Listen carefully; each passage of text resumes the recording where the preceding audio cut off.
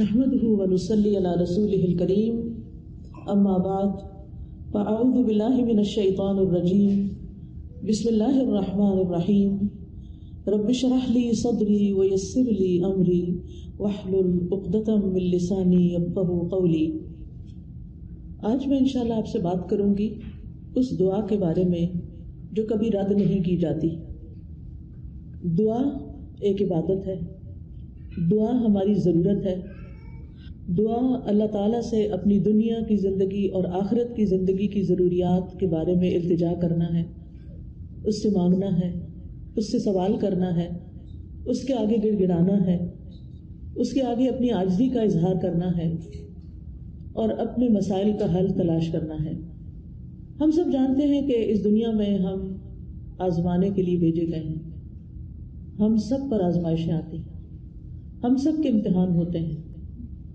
کوئی بیمار ہو جاتا ہے، کوئی بچوں کی طرف سے پریشان ہوتا ہے، کوئی بچوں کی شادی کے مسئلے میں پریشان ہوتا ہے، کچھ انہونی قسم کی بیماریوں کا شکار ہوتا ہے، کوئی ذہنی مسائل کا شکار ہوتا ہے، کوئی مالی مسائل کا شکار ہوتا ہے، کوئی دنیا کے حالات کے بارے میں پریشان ہوتا ہے، اور یہ ہم سب ایکسپیرینس کر رہے ہیں۔ اور بعض اوقات تو مسائل کا ایک تانتا ہوتا ہے، ایک مسئلہ ختم نہیں ہوتا کہ ایک اور مسئلہ شروع ہو جاتا ہے، اور انسان اس دنیا میں ان پریشانیوں کی وجہ سے گھبرا اٹھتا ہے۔ امام ابن القیم کہتے ہیں کہ دعا آزمائشوں کی دشمن ہے، یعنی ادھر آزمائش آئی تو اس کا مقابلہ دعا سے کیجیے۔ وہ کہتے ہیں کہ دعا مفید ترین علاجوں میں سے ایک علاج ہے، یہ آزمائشوں کی دشمن ہے، یہ مصیبتوں کو دور دھکیلتی ہے، ان کے ساتھ گتھم گتھا ہوتی ہے، ان کے واقع ہونے کو روکتی ہے اور مصیبتوں کو ختم کرتی ہے، یا مصیبت واقع ہو جائے تو اس کو کم کرتی ہے۔ دعا مومن کا ہتھیار ہے، مفید ترین دوا ہے۔ لہذا آج ہم بات کریں گے کہ ہم کس طرح دعا کریں کہ ہماری دعا قبول ہو اور ہم ان مسائل سے جو زندگی میں نبرد آزما ہیں، نبٹ رہے ہیں، ان کو ختم کرنے میں ہماری مدد کرے۔ تو بات یہ ہے کہ ہم سب جانتے ہیں کہ ہمیں اللہ تعالیٰ نے ہی پیدا کیا ہے اور اسی کی طرف ہمیں پلٹ کر جانا ہے، اور اسی کے ہاتھ میں ہر مشکل کا حل ہے۔ وہ ہر چیز پر قادر ہے، وہ سب سے بڑا ہے۔ اس کو دینے کے لیے، اسے کوئی مشکل حل کرنے کے لیے کسی سے پوچھنا نہیں پڑتا، کسی کی مدد لینی نہیں پڑتی۔ لہذا جب سب کچھ اسی کے اختیار میں ہے، لہو ملک السماوات والارض، آسمانوں اور زمین کی ملکیت، کنٹرول سارے کا سارا اسی کے ہاتھ میں ہے، لہذا جب کوئی مشکل آئے تو ہمیں اسی کی طرف رجوع کرنا چاہیے۔ علماء نے عبادت کی جو قسم دعا سے متعلق بتائی ہے وہ دو طرح کی دعا ہوتی ہے، ایک دعا العبادہ اور ایک دعا المسئلہ۔ یعنی ہماری جتنی بھی عبادتیں ہیں، نماز، روزہ، حج، زکوٰۃ، جتنے بھی اعمال ہیں، ان سب کو بھی دعا کہا جاتا ہے، کیونکہ یہ بھی دراصل ہم اللہ سبحانہ وتعالیٰ کے حضور جب حاضر ہوتے ہیں، مثلا نماز میں، تو آپ دیکھیے کہ ہم سینے پہ ہاتھ باندھ کے بھی دعا کرتے ہیں۔ ہم سمع اللہ لمن حمدہ کے بعد ربنا ولک الحمد حمدا کثیرا طیبا مبارکا فیہ اللہم لا مانع لما اعطیت ولا معطی لما منعت، حمد کے بعد آخر میں پھر دعا کرتے ہیں۔ رکوع میں بھی دعائیں ہوتی ہیں، سجدے میں بھی دعائیں۔ حدیث میں آتا ہے کہ سجدے میں انسان سب سے زیادہ اللہ تعالیٰ کے قریب ہوتا ہے، تو وہاں بھی ہم دعا کرتے ہیں۔ پھر اتحیات بھی دعا کے ساتھ، درود شریف بھی دعا ہے، بلکہ ساری دعاؤں کا خلاصہ ہے۔ اور اسی طرح قبولیت کا بہترین وقت درود شریف کے بعد نماز کے اندر دعا کرنا ہے، جہاں ہم رب اجعلنی اور دیگر دعائیں پڑھتے ہیں۔ پھر اسی طرح روزے کی حالت میں دعا قبول ہوتی ہے، افطار کے وقت دعا قبول ہوتی ہے۔ پھر ہم حج پہ جاتے ہیں تو ہر مقام پہ دعائیں قبول ہوتی ہیں۔ تو گویا ہماری عبادات بھی دراصل دعاؤں کا ہی مجموعہ ہے، اور وہ بھی دعاؤں کی قبولیت کا ذریعہ ہے۔ یعنی جب ہمیں کچھ چاہیے ہوتا ہے تو ہم اللہ تعالیٰ کی طرف رجوع کرتے ہیں۔ نبی صلی اللہ علیہ وسلم کا طریقہ کیا تھا کہ جب انہیں کوئی مشکل پیش آتی تو وہ کیا کرتے؟ نماز کے لیے کھڑے ہو جاتے اور نماز میں پھر دعا کرتے، اللہ تعالیٰ سے مدد مانگتے۔ قرآن مجید میں آتا ہے وَاسْتَعِینُوا بِالصَّبْرِ وَالصَّلَاةِ، مدد طلب کرو، مدد مانگو صبر اور نماز کے ساتھ۔ لہٰذا یہ دعا العبادت ہے، اس کا فائدہ انسان کو دنیا میں بھی ہوتا ہے اور آخرت میں بھی ہوتا ہے. دوسری دعا وہ ہوتی ہے جس میں ہم اللہ سبحانہ تعالیٰ سے سوال کرتے ہیں، کچھ مانگتے ہیں، اس کے آگے گڑ گڑاتے ہیں، تو اس کو دعا طلب کہتے ہیں، دعا المسئلہ کہتے ہیں، جس میں ہم اللہ تعالیٰ سے التجا کرتے ہیں کہ وہ ہماری دعا قبول کر لے. اس کے بارے میں اللہ تعالیٰ فرماتے ہیں وَقَالَ رَبُّكُمُ ادْعُونِي أَسْتَجِبْ لَكُمْ، تمہارے رب نے کہا کہ مجھ کو پکارو، مجھ سے مانگو، میں تمہاری دعا قبول کروں گا.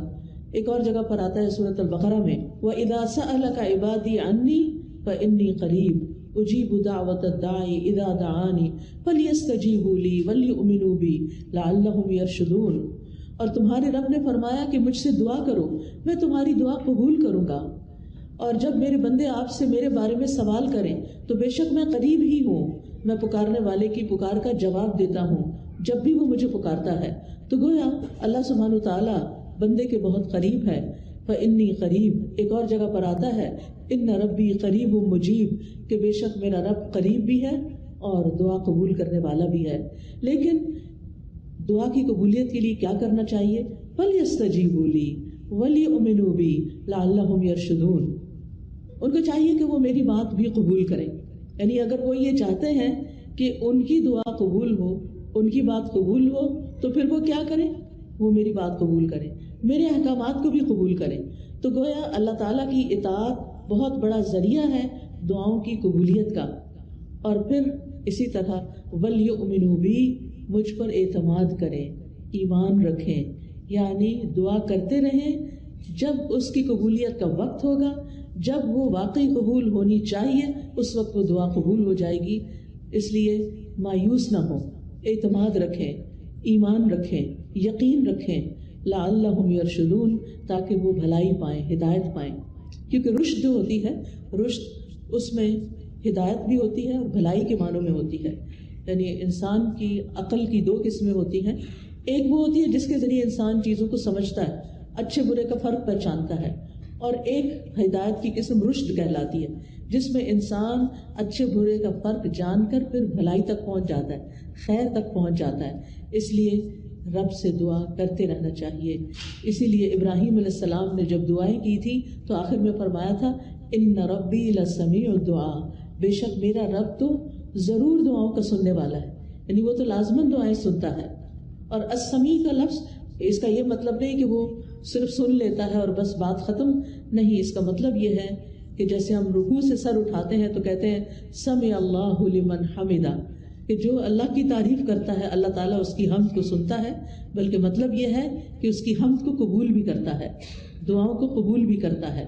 اسی طرح حدیث میں آتا ہے اللہم انی اعوذ بک من دعاء لا یسمع، اے اللہ مجھے اس دعا سے بچا لے جو سنی نہ جائے.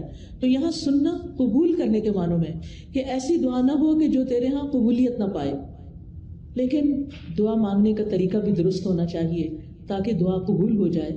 اس کے بارے میں اللہ تعالیٰ کا فرمان ہے سورۃ الاعراف میں. اللہ تعالیٰ فرماتے ہیں ادعوا ربکم تضرعا وخفیا انہ لا يحب المعتدین، تم اپنے رب کو عاجزی سے اور چپکے چپکے پکارو. یعنی دعا مانگتے ہوئے انسان کے اندر عاجزی ہونی چاہیے، خشوع ہونا چاہیے، انسان کو ہمبل ہونا چاہیے، اپنے آپ کو رب کے سامنے محتاج ظاہر کرنا چاہیے. اور پھر فرمایا وَلَا تُفْسِدُوا فِي الْأَرْضِ بَعْدَ إِصْلَاحِهَا، دعاؤں کی قبولیت چاہتے ہو تو آہوزاری سے پکارو، چپکے چپکے پکارو. اللہ تعالیٰ حد سے بڑھنے والوں کو پسند نہیں کرتا. اور تم زمین میں اس کی اصلاح کے بعد فساد نہ کرو، یعنی زمین میں مطیع اور فرما بردار بن کے رہو، بگاڑ پیدا نہ کرو. ان رحمت اللہ قریب من المحسنین، بے شک اللہ کی رحمت محسنین سے، نیکوکاروں سے بہت قریب ہے. یعنی اللہ تعالیٰ ان لوگوں کی دعا زیادہ سنتا ہے جو لوگوں کے ساتھ بھلائی کرتے ہیں، نہ کہ ان کے درمیان پھوٹ ڈالتے ہیں، فساد کرتے ہیں اور ان کی زندگی مشکل کرتے ہیں. لہٰذا اگر ہم چاہتے ہیں کہ ہماری دعائیں قبول ہوں تو اس کے لیے بہت ضروری ہے کہ پھر ہم اللہ سبحانہ وتعالیٰ کے حقوق بھی ادا کریں اور اللہ کے بندوں کے ساتھ بھی بھلائی کا اور رحمت کا معاملہ کریں. یعنی ہم چاہتے ہیں کہ ہم پر رحمت کی جائے تو ہمیں کیا کرنا چاہیے؟ دوسروں کے ساتھ رحم کا معاملہ کریں. کہتے ہیں نا ارحموا من فی الارض یرحمکم من فی السماء، تم اس پر رحم کرو جو زمین میں ہے تو تم پر وہ رحم فرمائے گا جو آسمان میں ہے. یعنی اللہ سبحانہ وتعالیٰ تم پر اپنی رحمت فرمائے گا. تو اس سے یہ پتہ چلتا ہے کہ دعا مانگنے کے وقت انسان کا طریقہ کیا ہونا چاہیے. سب سے پہلے کہ گڑ گڑا کے پوری توجہ سے رو کے اللہ سبحانہ وتعالیٰ کے آگے فریادیں کر کے، لیکن حد سے نہ بڑھا جائے. حد سے بڑھنا کیا ہے کہ انسان ایسی حرکتیں شروع کر دے کہ جن کا سنت سے کوئی تعلق نہیں. نبی صلی اللہ علیہ وسلم نے اس طرح کی دعا نہیں مانگی. پھر اسی طرح یہ کہ پوری امید کے ساتھ دعا کرنی چاہیے، پورے یقین کے ساتھ دعا کرنی چاہیے کہ ہماری دعا قبول ہوگی. اللہ تعالیٰ سے نا امید نہیں ہونا چاہیے. وَادْعُوهُ خَوْفًا وَطَمَعًا، خوف رکھتے ہوئے اور امید کے ساتھ دعائیں کرنی چاہیے. یعنی انسان دعا مانگنے سے رکے نہیں بلکہ مانگتا رہے. دیکھا جائے تو اللہ تعالیٰ کو تو انسان کی دعا کی ضرورت نہیں کہ بندہ اس سے ضرور مانگے. یہ تو انسان کے اپنے فائدے میں ہے کہ انسان اللہ سے مانگتا رہے. یہ جو اللہ تعالیٰ ہمیں حکم دے رہے ہیں کہ دعا مانگتے رہو، تو آپ دیکھیے کہ اس میں ترغیب دی جا رہی ہے. اس کو ضرورت نہیں ہے، ہمیں ضرورت ہے، ہم محتاج ہیں. سورۃ فاطر میں اللہ تعالیٰ فرماتے ہیں یا ایھا الناس انتم الفقراء الی اللہ واللہ هو الغنی الحمید. اے لوگو تم سب اللہ کے محتاج ہو اور اللہ بے نیاز ہے، تعریف والا ہے. یعنی محتاج ہم ہیں، ضرورت ہماری ہے اور اللہ بے نیاز ہے، اس کو ضرورت نہیں ہے. اس کو کسی کی محتاجی نہیں ہے کہ کوئی دعا کرے گا تو اس کی شان بلند ہوگی. وہ تو پہلے سے ہی بلند شان کا مالک ہے. ایک حدیث قدسی میں آتا ہے اللہ تعالیٰ فرماتے ہیں اے میرے بندو تم کبھی مجھے نقصان پہنچانے کی طاقت نہیں رکھو گے، یعنی میرا کچھ نہیں بگاڑ سکتے کہ مجھے نقصان پہنچا سکو. نہ کبھی مجھے فائدہ پہنچانے کے قابل ہوگے کہ مجھے فائدہ پہنچا سکو. نہ ہم اللہ تعالیٰ کا نقصان کر سکتے ہیں اور نہ ہی اس کو فائدہ دے سکتے ہیں. اسی لیے ایک اور حدیث میں آتا ہے اے میرے بندو اگر تمہارے پہلے والے اور تمہارے بعد والے اور تمہارے انسان اور تمہارے جن سب مل کر تم میں سے ایک انتہائی متقی انسان کے دل کی طرح ہو جائیں تو اس سے میری بادشاہت میں کوئی اضافہ نہیں ہوگا. یعنی اگر ہم سب کے سب بہت نیک بھی بن جائیں تو اللہ تعالیٰ کو تب بھی کوئی فائدہ نہیں. ہم اپنا سارا مال بھی خرچ کر دیں تو اللہ تعالیٰ کا کچھ بھی فائدہ نہیں، اس کا ریٹرن خود ہم ہی کو ملنے والا ہے. تو بات یہ ہے کہ دعا انسان ہی کو فائدہ دیتی ہے. لہٰذا دعا مانگتے رہنا چاہیے کیونکہ دعا ایک عبادت ہے. ہم اپنی زندگی میں جتنی بھی دعائیں کریں گے اتنی زیادہ اللہ تعالیٰ کی محبت پائیں گے، کیونکہ نبی صلی اللہ علیہ وسلم نے فرمایا لیس شیء اکرم علی اللہ من الدعاء، اللہ کے ہاں دعا سے بڑھ کر کوئی چیز عزت والی نہیں. یعنی ہم بندوں سے مانگتے ہیں تو وہ کیا ہوتا ہے، ذلت ہوتی ہے، لیکن جب ہم اللہ سے مانگتے ہیں تو اللہ تعالیٰ کے ہاں درجات بلند ہوتے چلے جاتے ہیں، عزت بڑھتی چلی جاتی ہے. دعا کرنے والے سے اللہ تعالیٰ محبت کرتا ہے اور جو دعا نہیں کرتا اس سے کیا ہوتا ہے پتہ نا آپ کو، اللہ تعالیٰ اس سے ناراض ہوتا ہے. جو دعا نہیں کرتا، جو اللہ سے نہیں مانگتا، جو اللہ کے سامنے اپنی حاجت نہیں رکھتا، اللہ تعالیٰ اس سے ناراض ہوتا ہے. لہٰذا دعا کرنے والے اللہ کے محبوب ہیں اور نہ مانگنے والوں سے اللہ تعالیٰ ناراض ہوتا ہے. دعا نہ کرنا تکبر کی علامت ہے. بعض لوگوں کو کہا جاتا ہے نا دعا کرو، میں تو بہت کر لی کوئی فائدہ نہیں ہوا، یا کہتے ہیں اس کو تو پتہ ہی ہے ہمیں کیا چاہیے، ہمیں کیا ضرورت کہ ہم اس سے مانگیں. نہیں، ہمیں ضرورت ہے اس سے مانگنے کی، اور جب تک ہم مانگتے رہیں گے ہماری نیکیوں میں اضافہ ہوتا رہے گا اور ایک وقت آئے گا کہ قبول بھی ہو جائے گی. قیامت کے دن یعنی ہر دعا قبول ہوتی. کچھ دعائیں دنیا میں اسی وقت دیر اینڈ دین قبول ہو جاتی، کچھ دعاؤں کے بدلے میں اللہ تعالیٰ ہماری کچھ اور خیر بھلائی کر دیتا ہے جو ہم خود مانگ نہیں رہے ہوتے. اللہ تعالیٰ وہ چیزیں ہمیں عطا کر رہا ہوتا ہے جو ہماری اس دعا کی قبولیت سے زیادہ بڑی ضرورت ہوتی ہے. اور کچھ دعائیں ہماری آخرت کے لیے سیو کر دی جاتی ہیں. جب ہمارے عمل میں کچھ بہت اچھا نہیں ہوتا، ہمارے پاس بہت ساری نیکیاں نہیں ہوتی، لیکن ہم کسی مسئلے میں پریشان ہوتے ہیں اور دعائیں کرتے رہتے ہیں، تو یہ ہماری نیکیوں میں اضافے کا ذریعہ بن جاتی ہیں. اور قیامت کے دن اللہ تعالیٰ کے ہاں جو بندہ ان دعاؤں کا اجر پائے گا جو دنیا میں قبول نہیں ہوئی تھی، تو انسان کیا تمنا کرے گا، کاش دنیا میں میری کوئی دعا بھی قبول نہ ہوئی ہوتی اور آج سارے کا سارا مجھے یہی ملتا. ہم سب جانتے ہیں کہ دنیا کی زندگی جو ہے وہ ہماری بہت ہی محدود سی ہے. یہاں اگر ہمیں سب کچھ بھی مل جائے تو بھی ہم دیکھتے ہیں کہ یا وہ چیز ختم ہو جاتی ہے یا ہم چلے جاتے ہیں دنیا سے.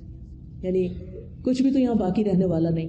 ہمارے پاس قارون کے خزانے بھی ہوں تو وہ بھی ختم ہو جائیں گے، تو بھی ہمیں دنیا سے چلے جانا ہے. کل من علیہا فان ویبقی وجہ ربک ذو الجلال والاکرام. اس لیے کبھی بھی مایوس نہ ہو، مانگتے چلے جائیں، مانگتے چلے جائیں. دعا مانگنے سے کبھی بھی تھکے نہیں. لیکن دعا مانگنے کے کچھ آداب ہیں، کچھ شرائط ہیں، وہ ہمیں ضرور سیکھ لینی چاہیے، اور اگر ہم نے سیکھی ہوئی ہیں تو ضرور دوہرا لینی چاہیے. اور اس کا فائدہ کیا ہے کہ اس سے ہماری دعائیں قبول بھی ہوں گی اور ہمارے دل میں ایک اطمینان بھی پیدا ہوگا. تو ابن قیم نے چند سطروں میں دعا کا خوبصورت نچوڑ پیدا کیا ہے. وہ کہتے ہیں کہ وہ کون سی اہم چیزیں ہیں جو کسی انسان کو دعا کرتے ہوئے معلوم ہونی چاہیے، اور اس کے آخر میں انہوں نے یہ جملہ کہا ہے پورے یقین کے ساتھ کہ جو ان شرائط کو پورا کر کے دعا کرے گا وہ دعا کبھی رد نہیں ہوگی، یعنی اس کی دعا کبھی رد نہیں ہوگی. تو آج کا موضوع بھی یہی ہے کہ وہ کون سی دعا ہے جو رد نہیں ہوتی، یعنی وہ کس طریقے سے مانگی ہوئی دعا ہے جو ضرور قبول ہو جاتی ہے. اور یہ باتیں انہوں نے اپنی کتاب الجواب الکافی لمن سأل عن الدواء الشافی، اردو میں بھی کتاب آپ نے اس کا ترجمہ دیکھا ہوگا دوائے شافی کے نام سے. ہو سکتا ہے آپ میں سے کچھ لوگوں نے یہ کتاب پڑھی ہو. بہت ہی اچھی کتاب ہے، پڑھنے کے لائق ہے. میں سمجھتی ہوں جس نے زندگی میں یہ کتاب نہیں پڑھی اس کے علم میں بہت بڑی کمی ہے. اردو میں یہ کتاب، انگلش میں بھی کچھ مختصر سی شاید ٹرانسلیشن ہے، اصل کتاب عربی میں ہے. اگر آپ کو اردو نہیں بھی سمجھ آتی، نہیں پڑھ سکتے، تو کم از کم آپ اس کے آڈیو لیکچر سن سکتے ہیں. قرآن فار آل ایک ایپ ہے جس میں دوائے شافی کے سارے لیکچرز ریکارڈڈ موجود ہیں. اس میں سے ایک ایک لیکچر اگر آپ کر کے سنیں گے تو کتاب ختم ہو جائے گی. آڈیو بک ہے وہ، اور چھوٹا چھوٹا میں نے ایکسپلین بھی کیا ہوا ہے اس میں.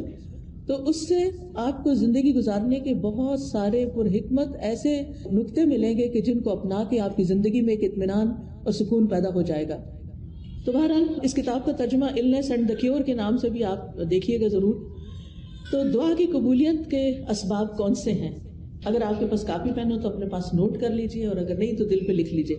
سب سے پہلی چیز دل کا حاضر ہونا، یعنی دعا کی قبولیت کے لیے سب سے اہم ترین چیز کیا ہے کہ دل کی حضوری کے ساتھ دعا کی جائے. یعنی مقصد کو حاصل کرنے کے لیے مقصد کو پہلے اچھی طرح سمجھ لینا چاہیے کہ مانگنا کیا ہے، پھر مانگنے کے لیے الفاظ کیا ہونے چاہیے. کیونکہ آپ دیکھیے جتنے اچھے الفاظ سے آپ مانگتے ہیں نا، اور جتنے پیار سے مانگتے ہیں، جتنی عاجزی سے مانگتے ہیں، تو جو آپ مانگتے ہیں وہ آپ کو مل جاتا ہے. آپ کسی انسان سے بھی، کسی بچے سے بھی، مثلا بعض اوقات ایسا ہوتا ہے نا، بچہ آپ کی کوئی چیز اٹھا کے بھاگ جاتا ہے تو آپ اسے کہتے ہیں ادھر آؤ، واپس لاؤ، تو کیا ہوتا ہے؟ وہ اور دور بھاگتا ہے. لیکن اگر آپ پیار سے اس کو کہتے ہیں اچھا یہ دیکھو ادھر آؤ، میرے پاس یہ چیز بھی ہے تمہارے لیے، آؤ، تو وہ اس چیز کو دیکھتا ہے تو وہ فوراً آ جاتا ہے. تو جو پیار کی بات ہوتی ہے نا، محبت کی بات ہوتی ہے، اور توجہ سے بات جو کی جاتی ہے، اس کا اثر ہی کچھ اور ہوتا ہے. بعض اوقات ہم ایسے کہتے ہیں، ہمارے ہاتھ میں فون ہوتا ہے اور ہم کسی سے بات کر رہے ہوتے ہیں تو وہ دوسرے کو کوئی اثر نہیں ہوتا، بچے اس بات کا کوئی اثر نہیں لیتے. تو توجہ، دل کی حضوری، اچھے الفاظ، اور غفلت سے باہر آ کے اچھے سے مانگنا.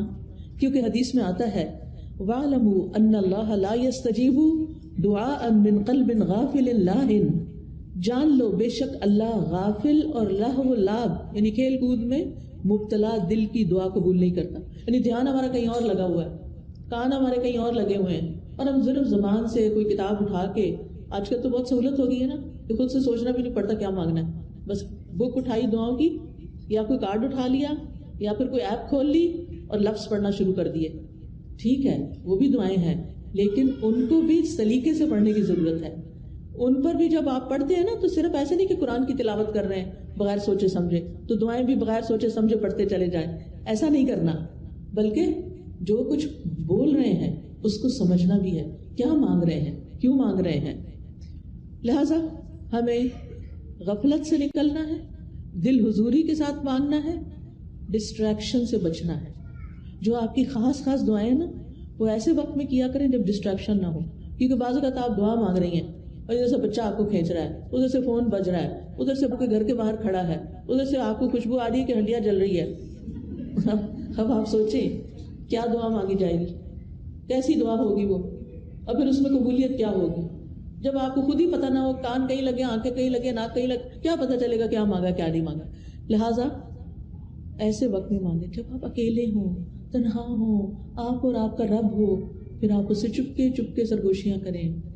اذ نادى ربه نداء خفيا، زکریا علیہ السلام نے اپنے رب کو پکارا تھا چپکے خفیہ ادعوا ربکم تضرعا وخفیہ، عاجزی اور زاری بھی ہو اور چپکے مناجاتیں بھی ہوں، کیونکہ دعا کرتے وقت جذبات بھی ساتھ ہونے چاہیے، یعنی اللہ کی رحمت کو محسوس کرنا چاہیے، اللہ کا شکر ادا کرنا چاہیے کہ اس نے توفیق دی ہے، اور پھر اس یقین کے ساتھ کہ اللہ بڑا مہربان ہے، رحم فرمانے والا ہے، وہ اس وقت بھی سن رہا ہے، وہ میرے دل کی حالت جانتا ہے، اور وہ کچھ دے سکتا ہے جو میں مانگ رہی ہوں۔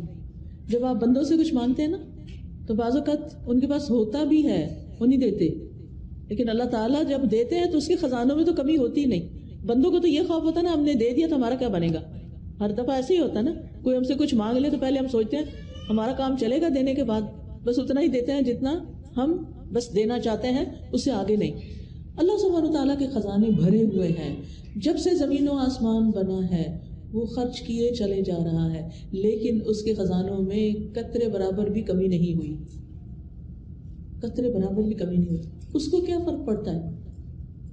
اور جب ہم یہ جانتے ہیں کہ زمین و آسمان کی ہر چیز اس کے کنٹرول میں ہے، وہ بادشاہ ہے، وہ مالک ہے، اور وہ دینے میں پوری طرح قادر ہے، تو پھر ہم اس امید کے ساتھ مانگیں۔